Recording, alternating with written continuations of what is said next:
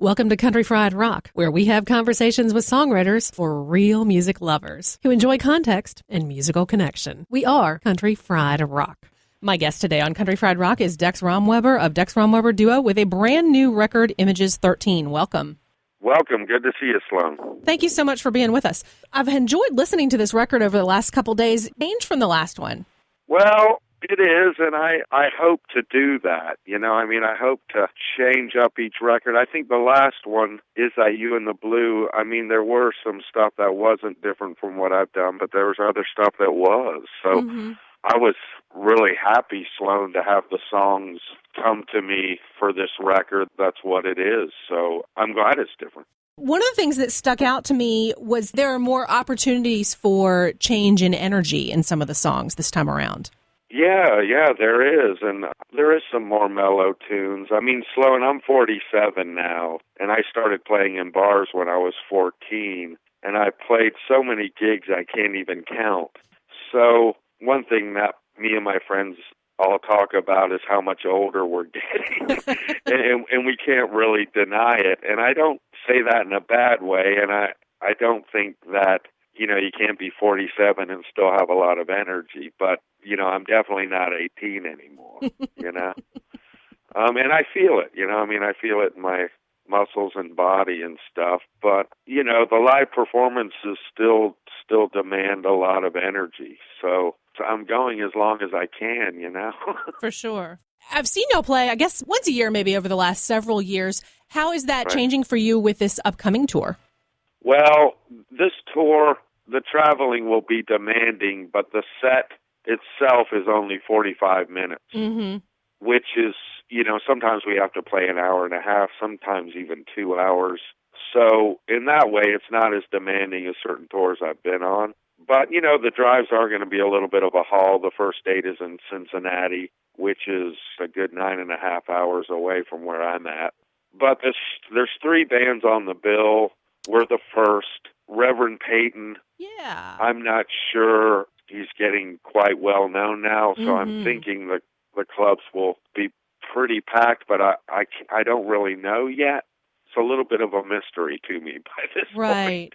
I saw them put on a heck of a show in Indiana, and it was insane packed. Everybody that knew they're from them. Indiana, and actually me and Sarah are too. Oh, I didn't realize that. I thought y'all were North Carolina folks. No, we're from a place called Batesville, Indiana, which is actually very close to Cincinnati and from Ohio. They're from Bloomington, I think. Oh, okay. Batesville is Batesville Casket Company, is that right? Those are our cousins. Really? Yeah. I did not know that. Yeah, the Hillenbrands are our cousins, and if you ever go there, you'll see a lot of Hill Rom furniture, which is a combination of Hillenbrand and Romweber. I did not know that. Our dad had a very big, starting from my grandfather, had a very big furniture company in Batesville, Indiana. It's actually, in its day, it was actually well-known furniture, meaning it was in the White House, and sometimes I see it in certain Hollywood movies, and it's kind of gothic furniture. It's actually really neat furniture in a lot of ways. Yeah. So I think I was in a Hill-Rom hospital bed once. That is definitely, yes, they make hospital furniture. But I got to tell you, the company was sold from our family over to them, but they still use the Hill Rom thing. Wow, I did not know that. That's very interesting. Yeah, it is wild. I was watching that show House with Hugh Laurie, and I saw a Hill Rom hospital bed right on the TV. Small world, Sloan. It is. That's crazy. Well, so who's the third band on this touring bill? It's a fella from the Carolina Chocolate Drop. Dom Flemons. He plays the Bones. He is super cool. Yeah, the bill sounds actually really, really cool. Yeah, he's a good guy. I was his driver one day. Learn more about rural North Carolina blues music than I have in my whole life prior. So we digress. Keeping it North Carolina then, have you worked often with Rick Miller when you record your records? Well, I've recorded 3 records with him. The first one was called Blues That Defy My Soul, and that was with my drummer before Sarah, after the Flat Duo Jets. Yeah, a fella named Sam Sandler, but he goes by the name of Crash Laresh, which is a nickname I just gave him just in a funny moment, but he loved the name and kept that. But then me and Sarah cut Is That You in the Blue and then Images 13. So. Is he someone that you have overlapped with in other ways as well? Yeah, he's a very close friend. We're still friends, but he had to get off the road. He had a lot of stuff he had to deal with at home, so he couldn't tour. And Sarah was free to work together. And I had some dates out on the Outer Banks of North Carolina, and Sarah jumped right in, and we've pretty much been working together ever since. So how about then working with Rick? Because he's from Southern Culture on the Skids, right? Oh, yeah. Well, the studio is only a few miles from our house, and we feel very relaxed with Rick. And we like a lot of the same type of music, so we can talk a lot about the same type of music. And if I tell him there's a sound I'm hoping to get, he immediately knows how to get it. Sarah's at home with him, and the studio is in our hometown. Well, it's not far from our hometown. So, Sloan, it's kind of an easy working arrangement, and we can just go home at the end of the day. How does it work for you, for example, with Images 13 in determining which songs are going to make a record? Well, sometimes when a record is pending, I start struggling to get songs together and write songs, meaning I probably should be writing songs all the time, even if we don't have a record. I should just be writing songs, which I hope to do that. And I have done that in the past. But what happens is that I hear a song or something I want to do, and I bring it to Sarah. And if she thinks it's cool or something we should work on, then we go forward with it. Sometimes it's songs we've had in our set that we haven't recorded, but we knew we would record, songs like We'll Be Together Again, Tell So me about Sad that About one. Us. Well, that song was written by Eddie Cochran's girlfriend for him. She was in the car with him when a wreck happened in England in 1960, and she was injured very badly. Eddie passed away from the wreck. Gene Vincent was in the car. He was injured more so in the crash. And in 1963, she had written this song for Eddie, and she had Jackie DeShannon sing it. But it was never released to the public, and it was kept for Sharon, that's her name, Sharon Shealy's private archives.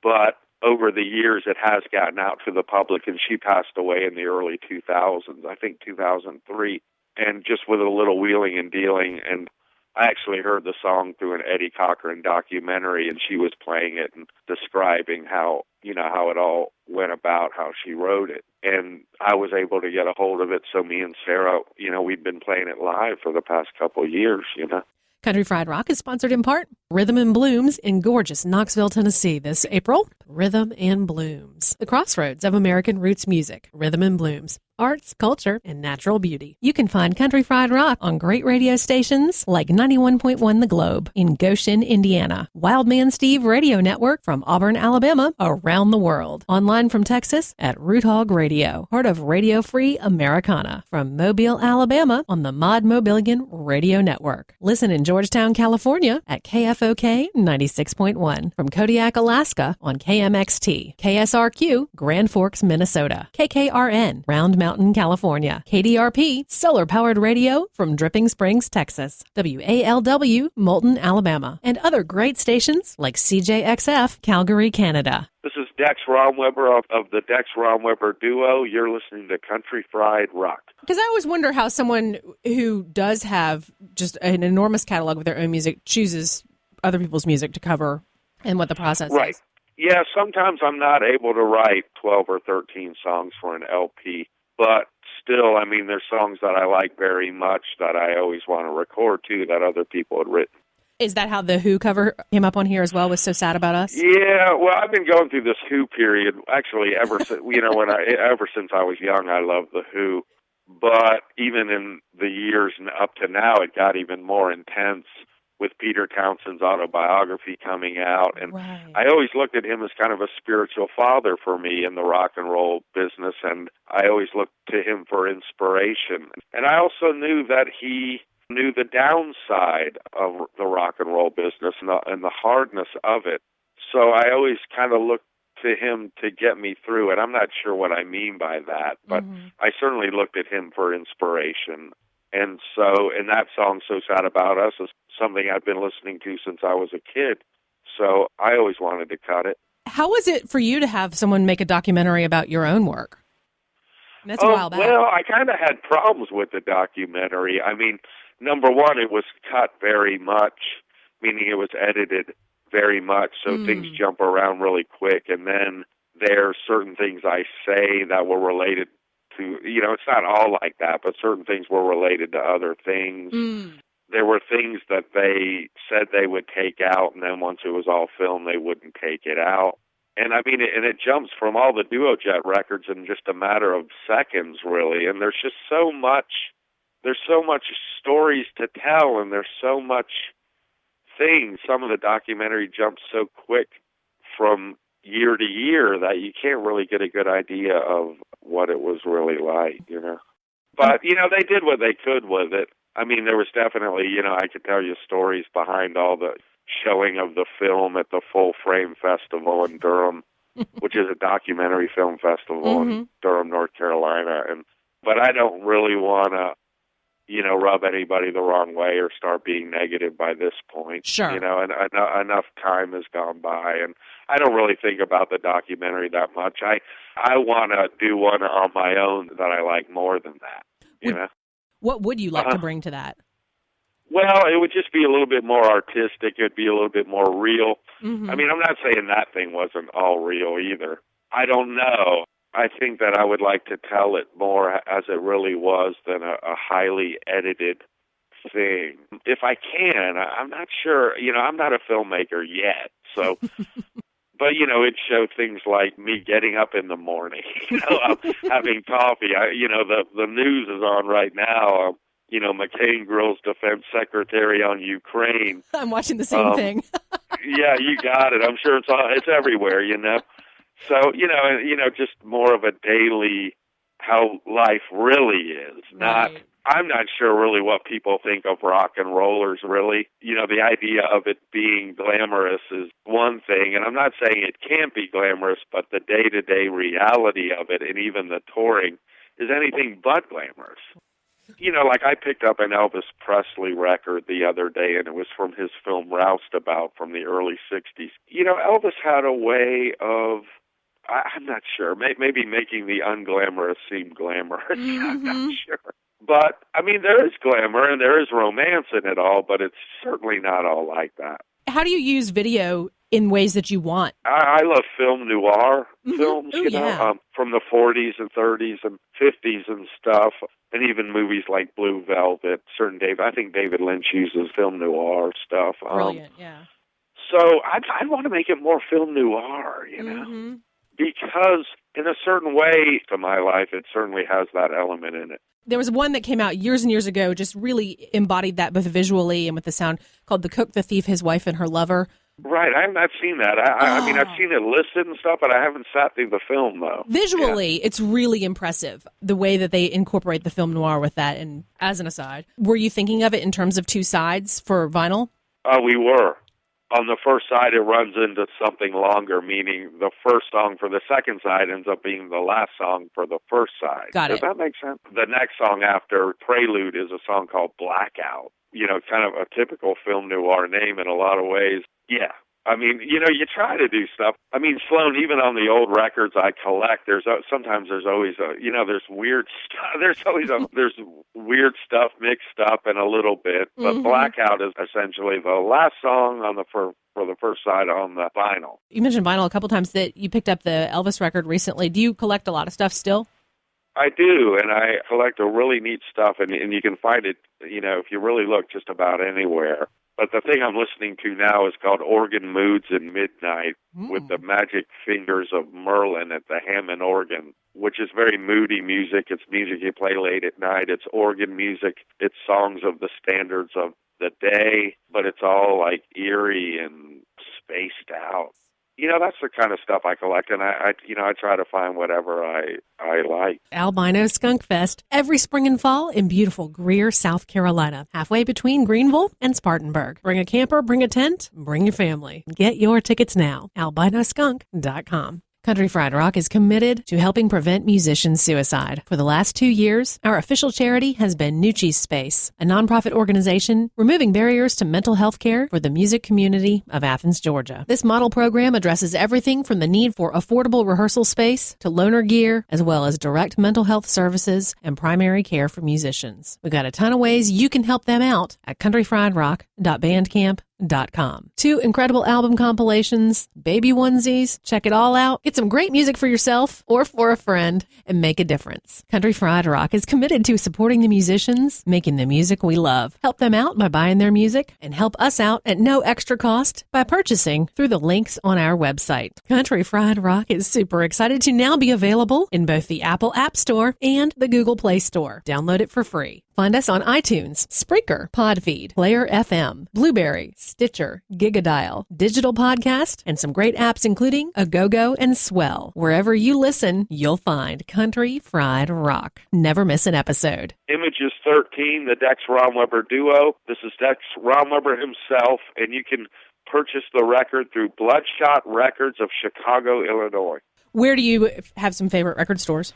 Well, in Chapel Hill, a lot of vinyl stores are cropping up. So, really, and plus in thrift stores too. There's a place called Vinyl Perk. There's the various thrift stores around. So I just look anywhere I can. If other people haven't found it.